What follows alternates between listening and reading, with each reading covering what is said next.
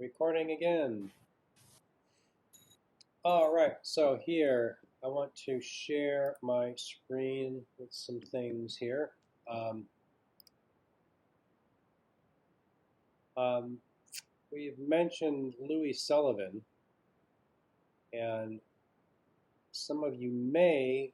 There is now. It's a Target is in this location now. It's a Carson Peary Scott building. Was the original. I think it's one of the more beautiful buildings. It's a big commercial building, but this um,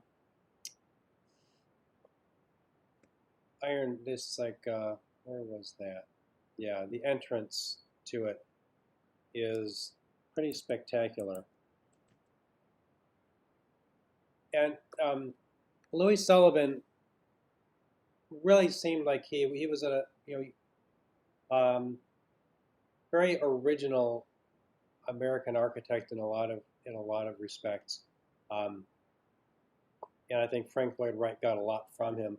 But this, like the wrought iron and cast iron entrance to the Carson Peary Scott building, I think it's pretty Gothic in some respects. And I think that I think I've mentioned this before with some of the with the arts and crafts movement. William Morris was and his followers were very. They really liked the idea of like the Gothic cathedral as this um, collaborative project that all these different craftspeople, tradespeople, all the different trades of building, like art and architecture, came together to build this beautiful structure. And so I think Gothic ornament always seemed like it was okay, even in a modern, even for modern architects to use, and as long as did something with it. So have any? I mean, if it's still there, if you are in Chicago on State Street, you want to go to the Target, you can walk through this entrance. It's worth it. It's a really rather lovely building. Um, so here's a close-up of that ornament. And there are Sullivan buildings all around. There's a I think it's a bank in Grinnell, Iowa, that is like this really simple kind of a block building, but it's got this gigantic square with all this frilly ornament on it. But very elaborate and unique. To say, I really do love this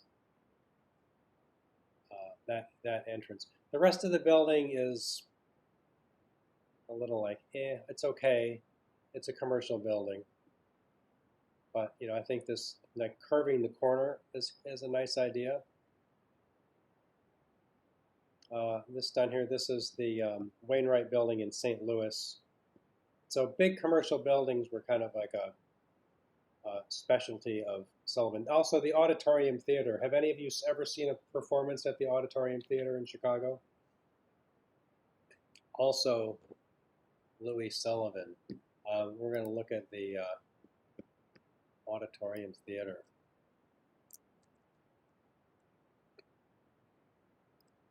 Auditorium building. You can still go there. So on the outside, it's so. Sorry to say, Wikipedia has some of the best photos. Yeah, where are you guys? Come on. Oh, never mind. That was a trick they played on us. But here, the lights. I've seen one show at the Auditorium Theater, and it's pretty gorgeous. It's worth it.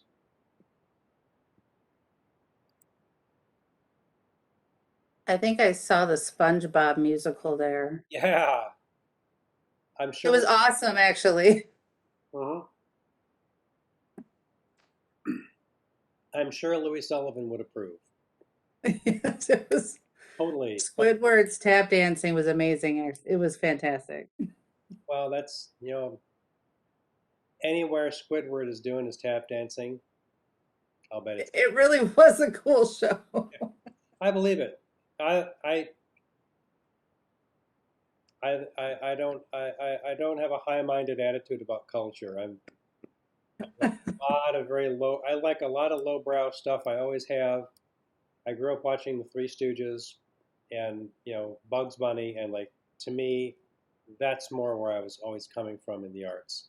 Um, I've learned a lot of the more like highbrow stuff too, but yeah, gotta be able to You see know, high and low. yeah, we went to take my daughter who was in second grade at the time, but it was a good show. Yeah, yeah. So as you can see on the outside, it doesn't always look like it's something tremendously special, but the interiors are really quite beautiful. This is not Louis Sullivan, but the Reliance building is Burnham and Root. This is one of the first successful tall buildings in Chicago, really like anywhere in the country that had um, like an elevator building. Elevator buildings are, in the 19th, this is a late 19th century building, like 1890s. Um, and this actually was a building that was allowed to, it got into really bad shape and was restored in the 90s. There's a decent restaurant in the ground floors. You can see these like window bays, and there's a lot of ceramic, um, like a lot of like sort of like glazed ceramic block is what produces that white surface. Quite beautiful. Also on State Street, the Chicago Architecture Foundation is a good. I think it's a good place for like you can do tours of Chicago's architecture through them. I think it's worth it. I've done some like a boat tour where we went like up the two branches of the Chicago River and then out onto the lake to look at some of the architecture in Chicago. The Rookery. This is the so this is getting back to Mr. Wright. That sort of like a suspended stair is not Frank Lloyd Wright, but all this like white marble and gold is Frank Lloyd Wright. So this is a 19th century building. It's actually only about, I think it's 11 stories, and but this is Burnham and Root, and so you see there's this skylight. There's this like atrium with the skylight roof.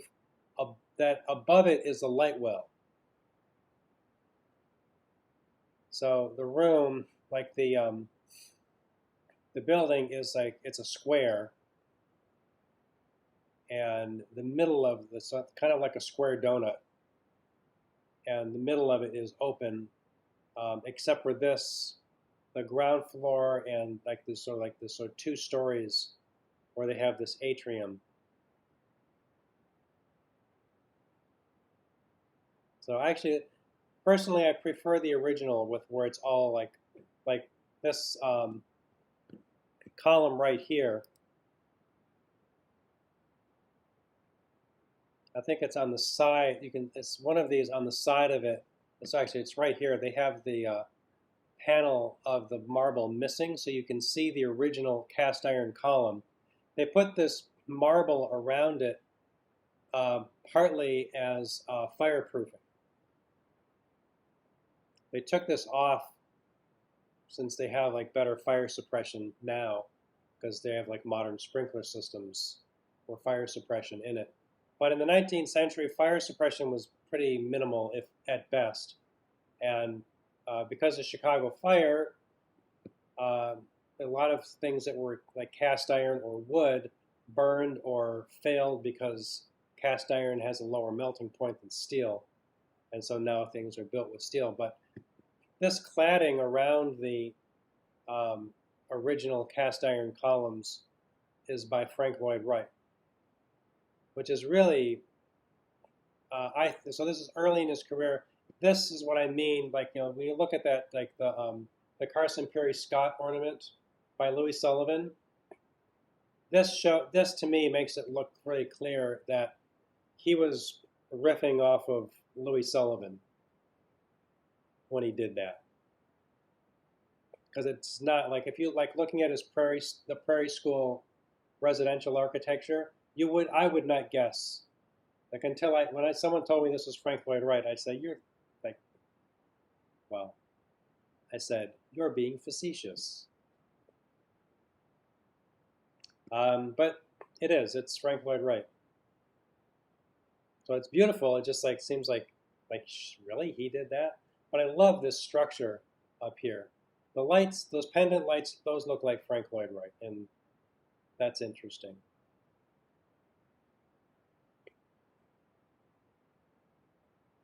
But yeah, it's like, man, he just like went nuts with the gold. Which is really like, to me, it's like, really, Frank. Okay. All right, so the Rookery, you can go to the Rookery and do tours.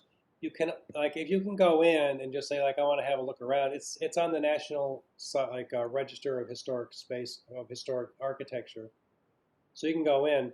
But the building has a lot of rental clients, and so you can't just go up the stairs. To go up this suspended stair, even to go up this one here, you have to be on a tour. And they do tours, I think, once a week. So there's a site for the Rookery building if you care to go to it. So, yeah, it's really, really worth it. Yeah, oh man, it's just beautiful. I think it's I've been on the tour of it twice just because it was so cool. So, and here, this is a facsimile of the architectural record, and this is an essay by Frank Lloyd Wright from 1908 in the Cause of Architecture. He wrote a series of these essays called In the Cause of Architecture for the architectural record, and they were published, and so you can read them. I mean, you can buy this in like a printed book format too, but you can read what Frank Lloyd Wright said about his own architecture, which is one of the I guess valuable things about it being more modern is that we can know what Frank Lloyd Wright, what he thought. So what he thought about nature and natural finishes, looking to nature for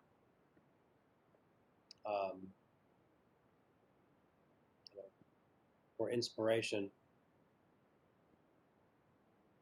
So here's a lot of this, like, what should a building be?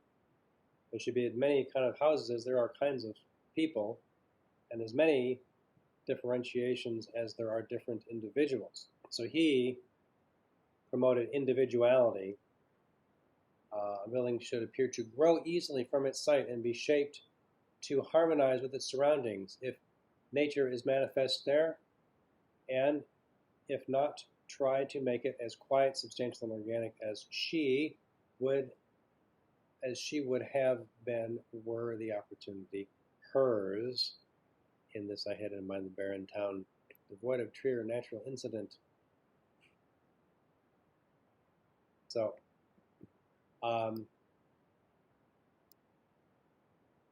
that's the kind of thing that I read in school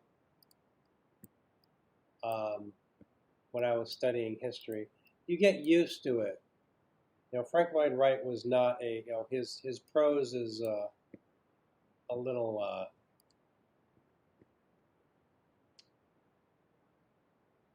dense, but everybody's was in those days. So here we're going to look at some later Frank Lloyd Wright.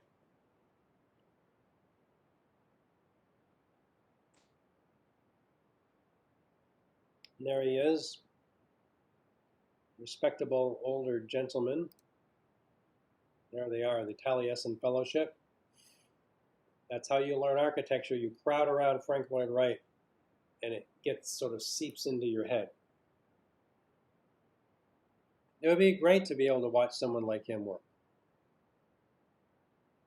And this was the idea of you have sort of master and pupil, and he was the master, and you did exactly what he told you to do. You learned it the way he wanted you to learn it. And if you didn't want to learn it that way, you left. Okay, so Falling Water. Some of you may have heard of this project, Falling Water, in Pennsylvania. This is probably, I think, to me, I think the clearest example of how organic his architecture could become.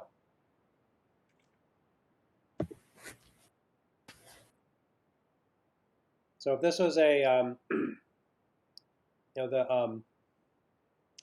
the Edgar Kaufman was the client, and they wanted to have a view of the waterfall, of this waterfall, and Frank Lloyd Wright went there to the site of this property that they owned and walked around with them, and they were talking about, like, they told him, we want the house here so we can see the waterfall, and he said, no, we're going to put the house on the waterfall so that the waterfall flows out from underneath the house.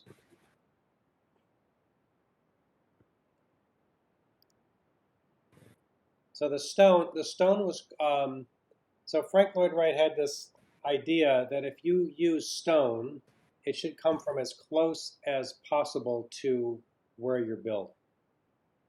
So he wanted to, like, if this is Pennsylvania, he wanted the stone quarried from somewhere in Pennsylvania as close as possible to the site as you could get.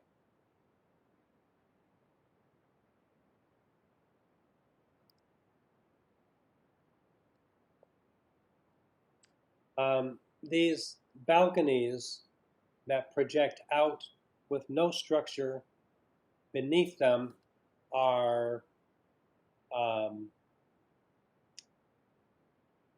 well,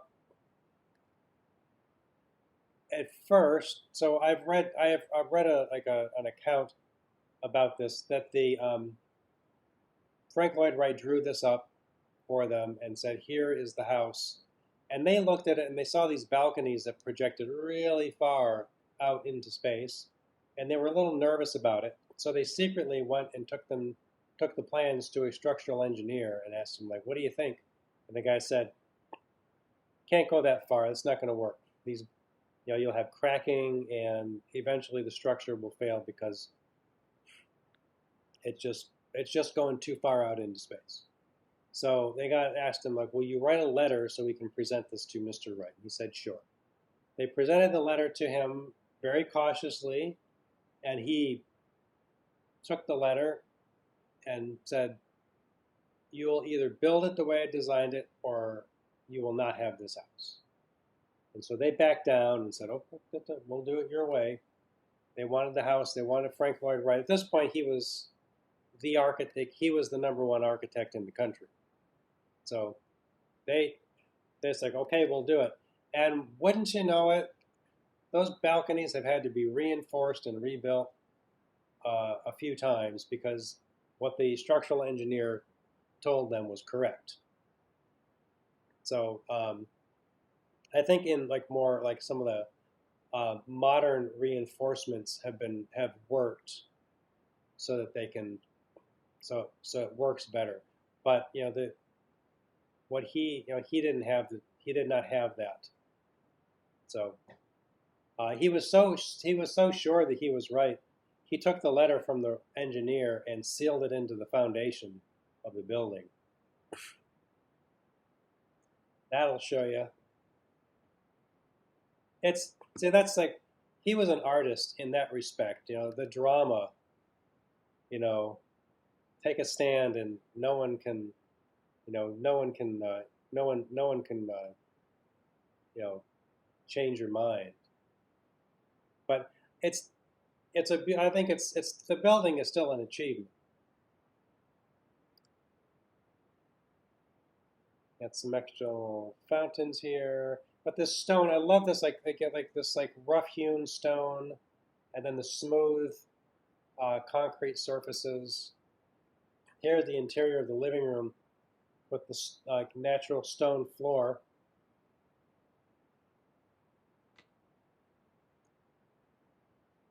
And some of it just like the original like rock from the landscape.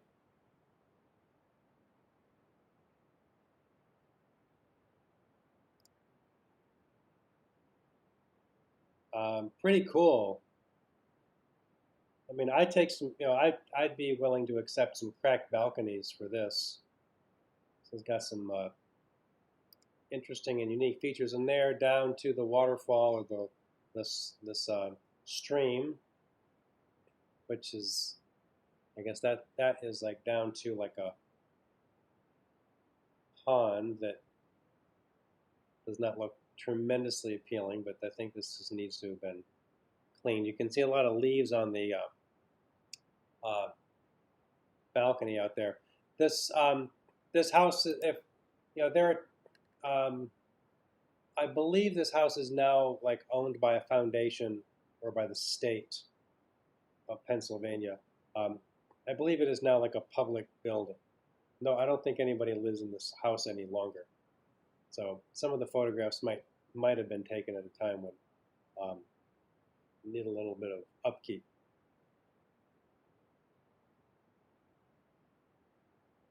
Nice. Don't you love that flooring? Isn't that beautiful? And again, this like the window going right into, so like the window of the glass being set into the wall with no frame, possibly drafty in the wintertime.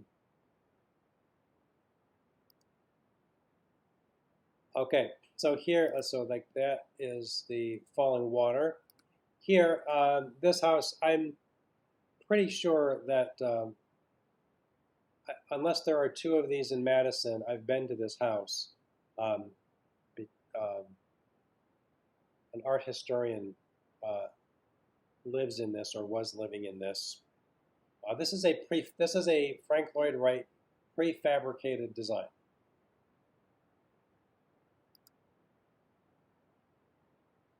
Oh, yeah. So this is it's actually really nice inside, small, but definitely Frank Lloyd Wright. So one thing that he did with interiors, because he was an architect that cared about the quality of interior space, he made the like hallways, like certain parts of the like sort of transitional spaces, like hallways, like lower ceiling and narrower, so that when you walked into a living room, bedroom, ceiling would get taller and the space would expand. So it's kind of like he was sort of compressed space in smaller areas and then expanded in others. And it's almost like a psychological component to make it seem like the living room is like bigger because the hallway is so small. I remember moving through this house. Um, that's like I was like showing my friend and I around, um, and I remember like going around, like going from like the living room. He's like, show like here's this guest best bedroom. Come back out. Here's the kitchen. And every time I went around, like sort of like going around a corner, coming out of the hallway, I kept running into the wall because the space is really small. He really did make it very small. Um,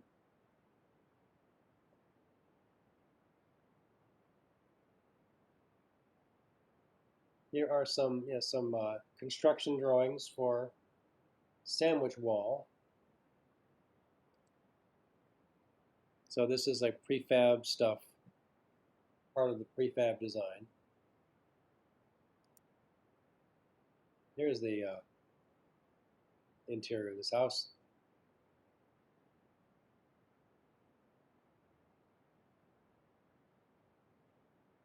Really, I have to say I like this. I like this better than the earlier stuff. It's much simpler, um, less, the like early stuff. I mean, you can sort of forgive someone if their early work is not as refined.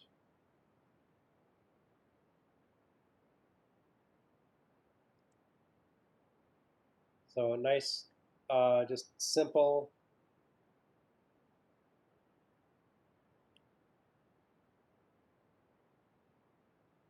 Very modern. I like it. I really like this house. There's the exterior. So this, like this is the living room. The bedroom is over here.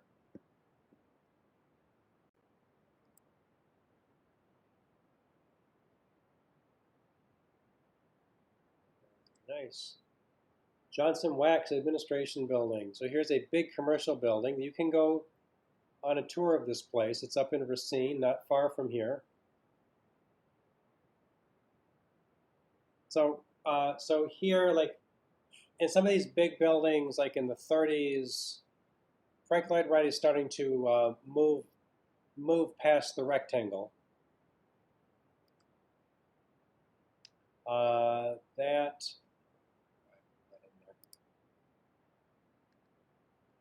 So here's an interior of the Johnson Wax Administrative Building, and these columns with the disc on top of it.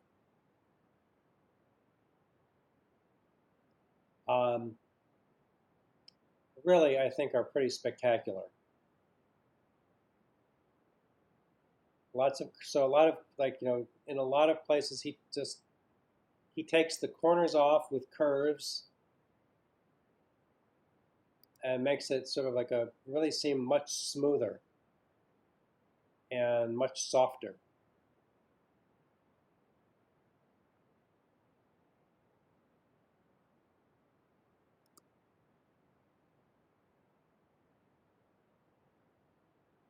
Pretty cool, huh?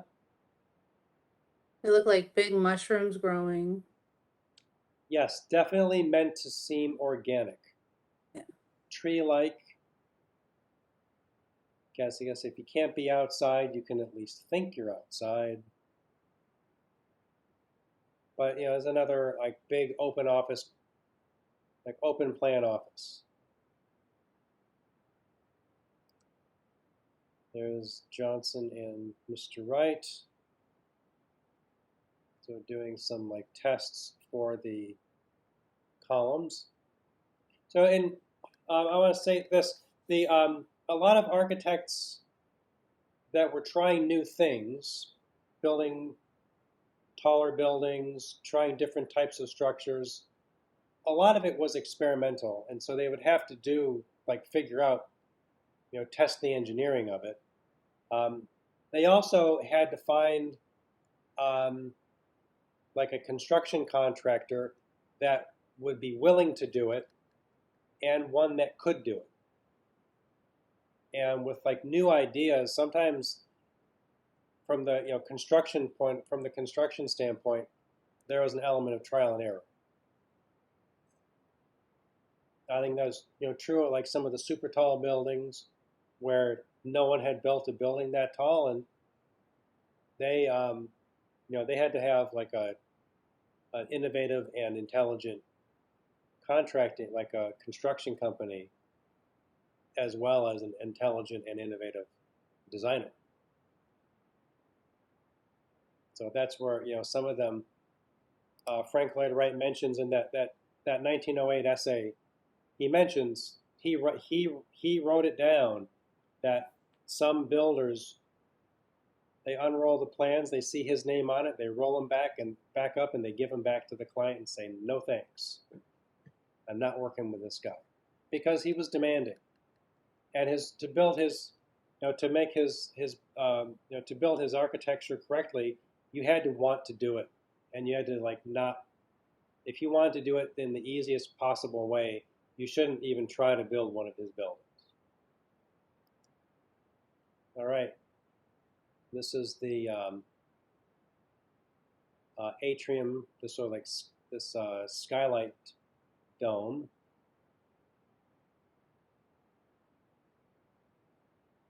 That thing is just cool.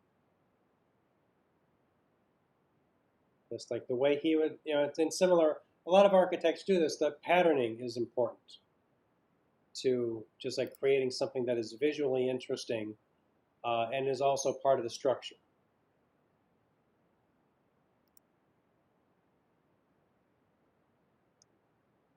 This is a skywalk area.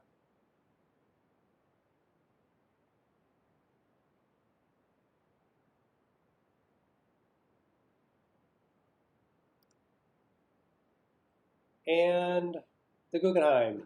Back to the Guggenheim. So here's a preliminary drawing of the Guggenheim Museum in New York. There he is with a model of the of the building. So Solomon Guggenheim and Peggy Guggenheim, his wife, they were collectors of art to the point where they didn't just have like a big collection in their home. They had so much art they needed to build a museum. And so they did. So the Guggenheims,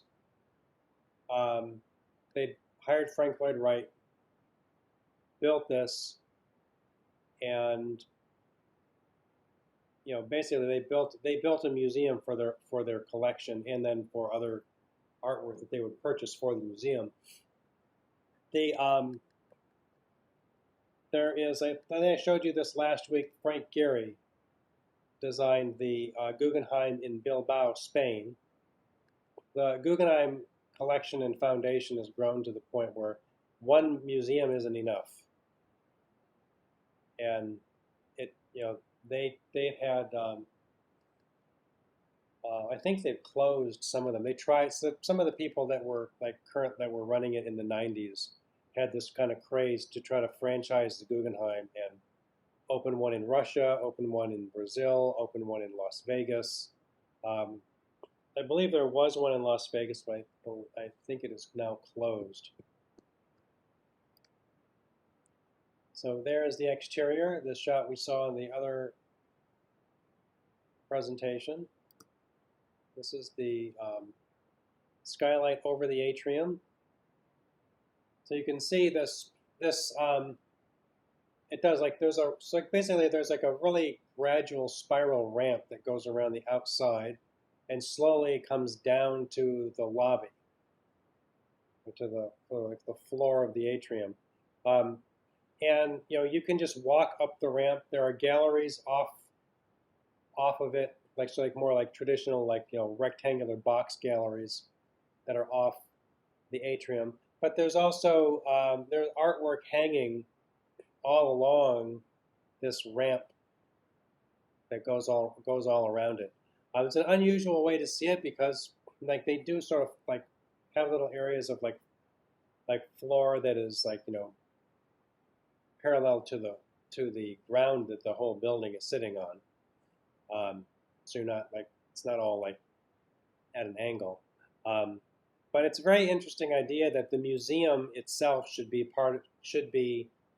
the museum itself is a work of art, and the museum is a destination. The building, like the architecture, is something to see as much as the artwork in it. And that's ever since Wright did this, that has become something that some museums, even a lot of museums, do. Have you been up to the Milwaukee Art Museum, anyone? I have. So and what do you think?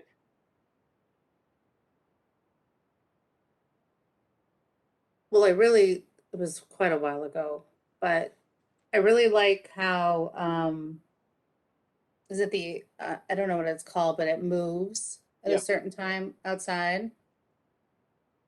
And I mean, inside was gorgeous. yeah, yes. The inside is gorgeous. It's a sunshade over I was the gonna sit. Yeah, yeah, yeah, yeah.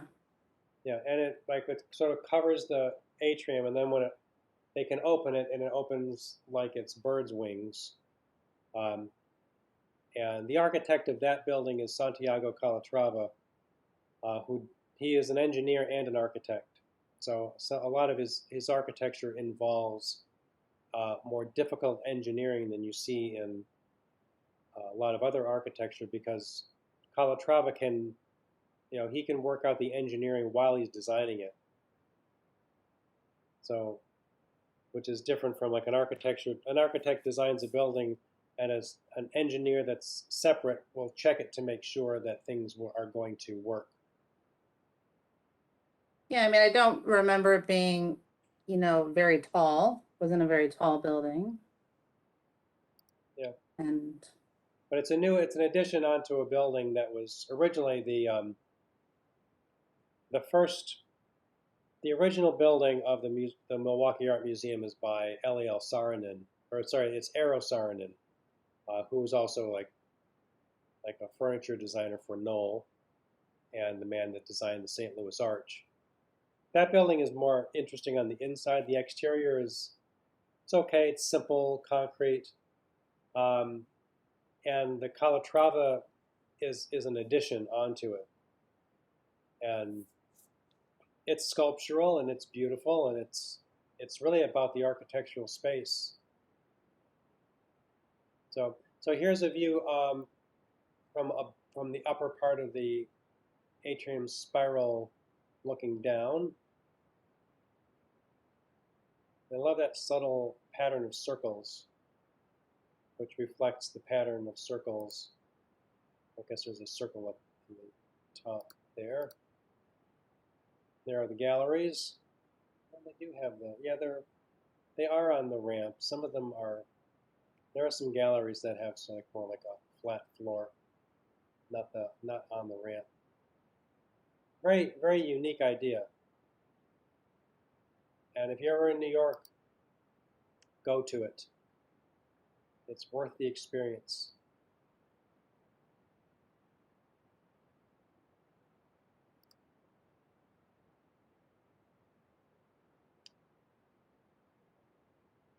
And this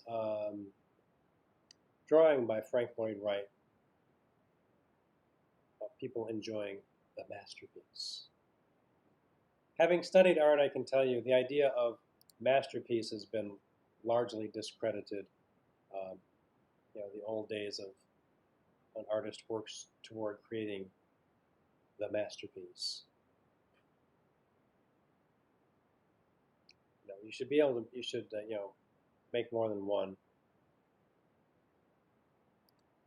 And there he is, Count Dracula himself. Late in his life, he lived until it was around 1960. I have to check his check. I think it said 1959. 1959, yeah. Yeah. Some of his buildings were built. He had designed buildings.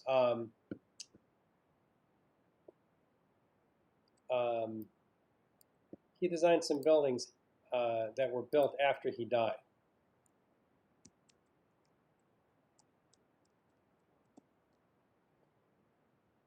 So here is the building we're talking about.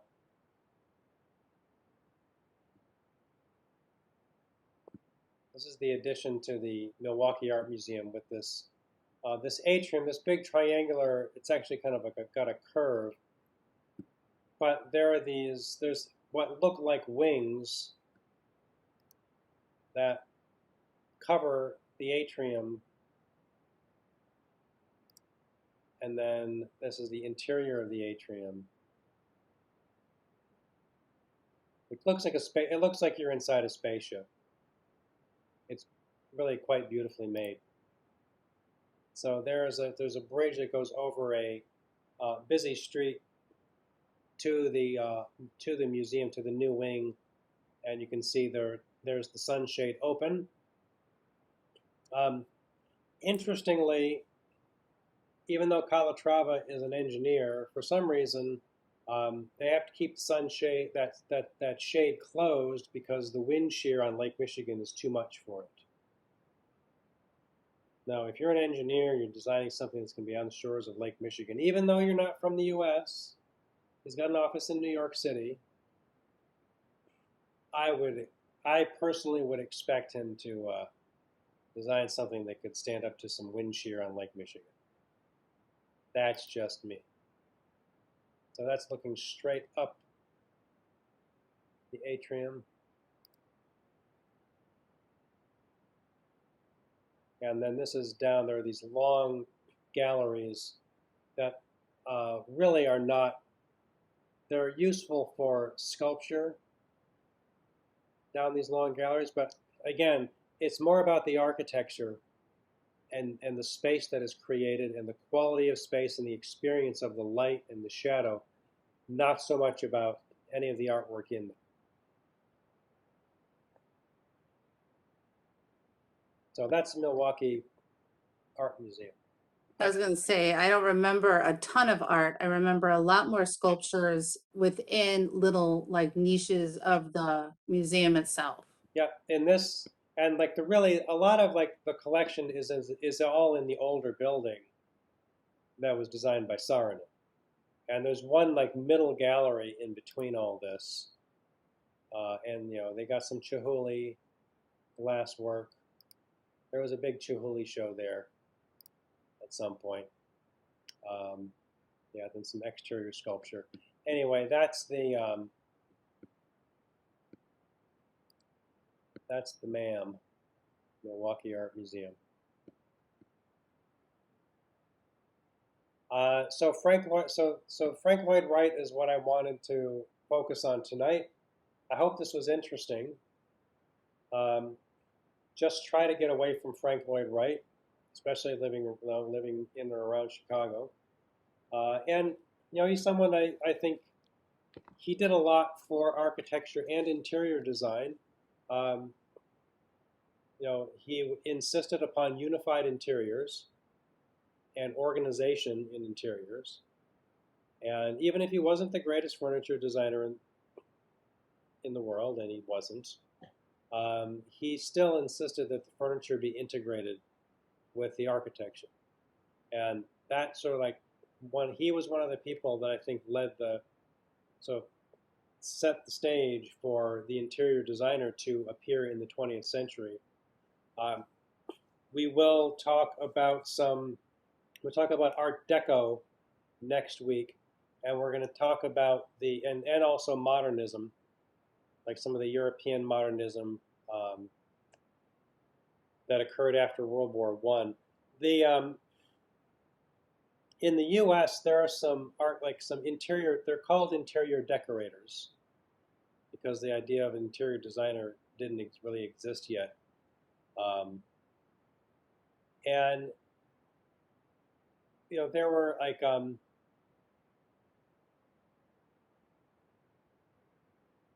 there were a lot of women that were just getting, they were sort of like, men had their own spaces and women wanted their own spaces too.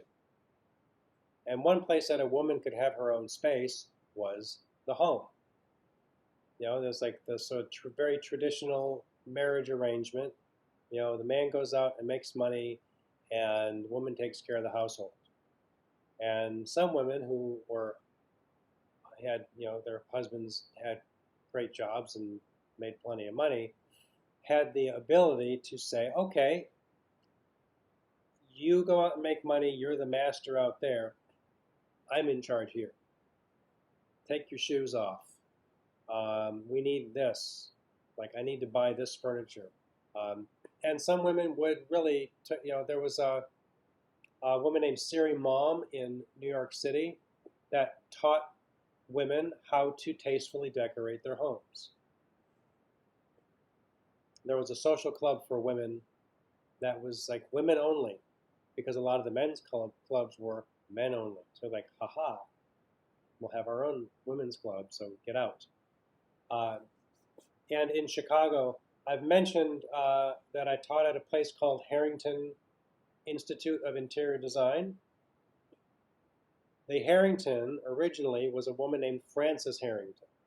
And going back to the 1930s, I believe it was, maybe even the 20s, she taught women of the North Shore how to tastefully decorate their homes, and she taught classes at the Drake Hotel, like the north end of Michigan Avenue.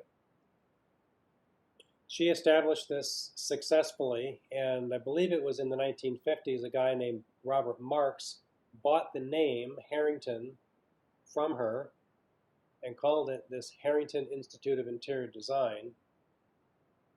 And he built up an interior design program that was meant to sort of like run side by side with the architecture program at IIT, where Mies van der Rohe came to Chicago and turned it into an international destination for students of architecture and engineering. So Frances Harrington was so in Chicago. She was kind of like the first interior designer. Still called decoration. We don't get interior designer really until Florence Knoll, and you'll learn about Florence Knoll in coming weeks. But it's Knoll. This is the furniture company Knoll. Have you heard of Knoll International? Yeah, so she was married to a guy named Hans Knoll, whose family established this company. I believe they started it in Europe, and they came to the U.S. in the early 20th century. Hans Knoll was running from Knoll. He met Florence Schust. She got married to him. She became Florence Knoll. She was trained as an architect,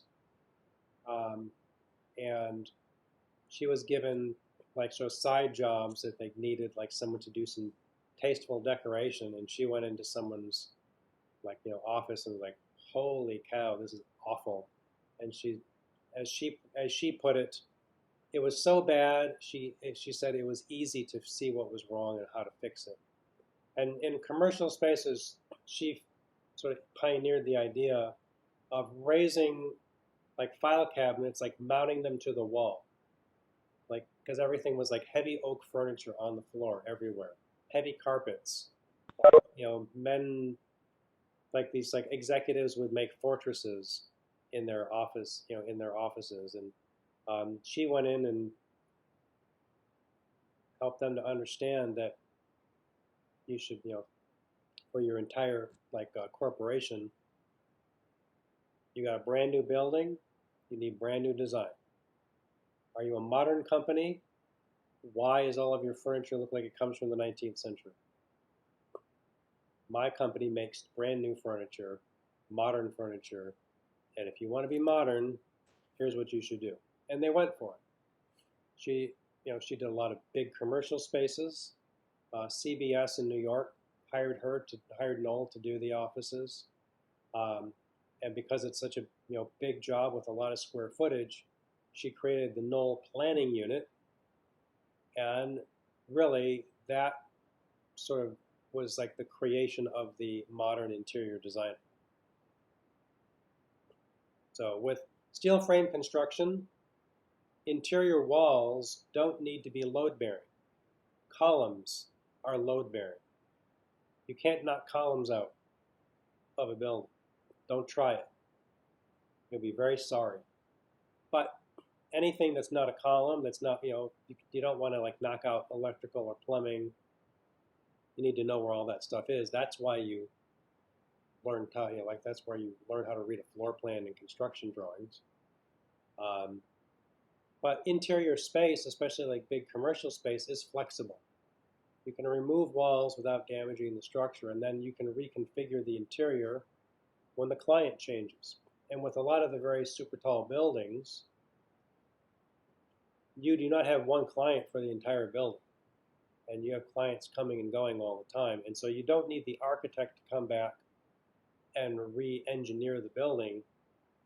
An interior designer that is a specialist within the field of architecture, that's what you need. And that's what Florence Knoll understood. So other big firms, other big architecture firms followed suit and created interior design planning units, and then you started to get interior design programs appear so that people could learn to like specifics about interior design. And really the difference, you know, the quality of the experience, the quality of like color, light, texture, what kinds of surfaces, um, you know, what is beautiful to your client, what style does your client want? That's what you're like. That's the interior design. You know, you'd always have to have like an engine, like an architect. There's always got to be like an architect of record that checks an interior designer's work in a commercial space to make sure that it is sound.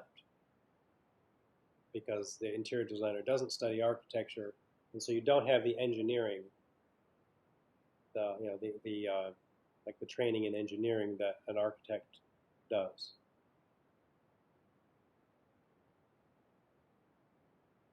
Not that you can't learn about engineering and know that your work is on is in good shape in that respect, but technically, like the education in interior design does not include engineering.